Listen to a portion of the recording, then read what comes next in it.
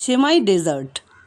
পবিত্র রমজান মাস উপলক্ষে সেমাই দিয়ে তৈরি দুর্দান্ত স্বাদের একটি ডেজার্ট রেসিপি তোমাদের সঙ্গে শেয়ার করছি। অসাধারণ এই রেসিপিটি একবার যদি বানিয়ে কাউকে খাওয়ানো যায় সে কিন্তু অবশ্যই প্রশংসা করবে। চলো তাহলে দেরি না করে দেখে নেওয়া যাক পুরো ভিডিওটা। এই রেসিপিটি বানানোর জন্য প্যানে 2 টেবিল চামচ ঘি গরম করে 1 বাটি কাটা সেমাই দিয়ে দিলাম। লাচ্ছা সেমাই দিয়ে এই রেসিপিটি কিন্তু খুব একটা ভালো লাগবে না। এবার 1-1.5 মিনিট ধরে কন্টিনিউ এভাবে নাড়াচাড়া করে সুন্দর হালকা গোল্ডেন ব্রাউন কালার হলে নামিয়ে নিতে হবে। একটা শুকনো থালায় সমস্ত সেমাইটা নামিয়ে নেবার পর প্যানটাকে পরিষ্কার করে আবার গ্যাসে বসিয়ে দিলাম। গ্যাসের ফ্লেমটাকে লোতে রেখে 500 ml একটা দুধের প্যাকেট থেকে সম্পূর্ণ দুধটাই প্যানে ঢেলে দিলাম। 1/2 কাপ দুধ আলাদা করে রাখলাম। এবার ফ্লেমটাকে বাড়িয়ে দিয়ে কন্টিনিউ নাড়াচাড়া করে দুধটাকে জাল করে নিতে হবে। যাতে খুব সুন্দর একটা ফ্লেভার তৈরি হয় সেই জন্য মিশিয়ে দিলাম 1 চিমটি জাফরান বা কেশর। আর এর সঙ্গে দিয়ে দিলাম 1/2 কাপের থেকে একটু বেশি পরিমাণে চিনি। কন্টিনিউ নাড়াচাড়া করে চিনিটা গলে আসা পর্যন্ত জাল করে নিতে হবে। দুধটা উতলে এলে ফ্লেমটাকে লোতে রেখে এখানে দেখো কিছু আমন্ড বাদাম নিয়েছি। 1/2 কাপ আমন্ড বাদাম এভাবে গুঁড়ো করে নিয়েছিলাম, সেটা মিশিয়ে দিলাম।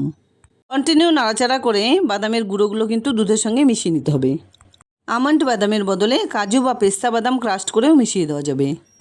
অন্য একটা বাটিতে 1/2 কাপ নর্মাল দুধের সঙ্গে 2 চামচ কাস্টার্ড পাউডার মিশিয়ে দিলাম। খুব ভালোভাবে এটাকে দুধের সঙ্গে গুলিয়ে নিতে হবে। ঠিক সময় মতো এটা আমি দুধের সঙ্গে মিশিয়ে দেব।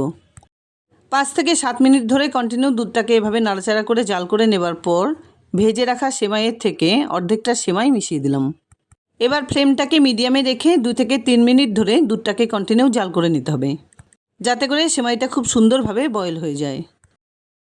এবার বানিয়ে রাখা কাস্টার্ড পাউডার মেশানো দুধটা এর সঙ্গে মিশিয়ে দিয়ে কন্টিনিউ নাড়াচাড়া করে আরও 1-1.5 মিনিট ধরে জাল করে নিতে হবে। সেমাইটা কিন্তু আমার এখানে খুব সুন্দরভাবে বানিয়ে নেওয়া হয়ে গেছে আর একটা ঘন টেক্সচার তৈরি হয়ে গেছে। এবার এটা ঠান্ডা হওয়া পর্যন্ত অপেক্ষা করতে হবে। 10 থেকে 15 মিনিট পর একটা কাচের বোলে সমস্ত সেমাইটা আমি ঢেলে নিচ্ছি। কাচের বোলটাতে আগে থেকে ঘি ব্রাশ করে নিয়েছিলাম। খুব সাবধানে সেমাইয়ের ক্ষীরটা এই বোলে ঢেলে দেবার পর হাতার পেছনটা দিয়ে এভাবে একটু সেট করে দিচ্ছি। এবার ভেজে রাখা বাকি সেমাইগুলো এর উপর দিয়ে খুব সুন্দর করে ছড়িয়ে দিচ্ছি। সেমাই তো অনেকেই নিজেদের পছন্দ মতো বানিয়ে নাও। আমার এই ভিডিওটা ফলো করে এই রেসিপিটি যদি একবার বানিয়ে নাও তাহলে দেখবে সবাই খেতে খুব পছন্দ করবে, আর বাচ্চাদের তো সবথেকে বেশি ভালো লাগবে।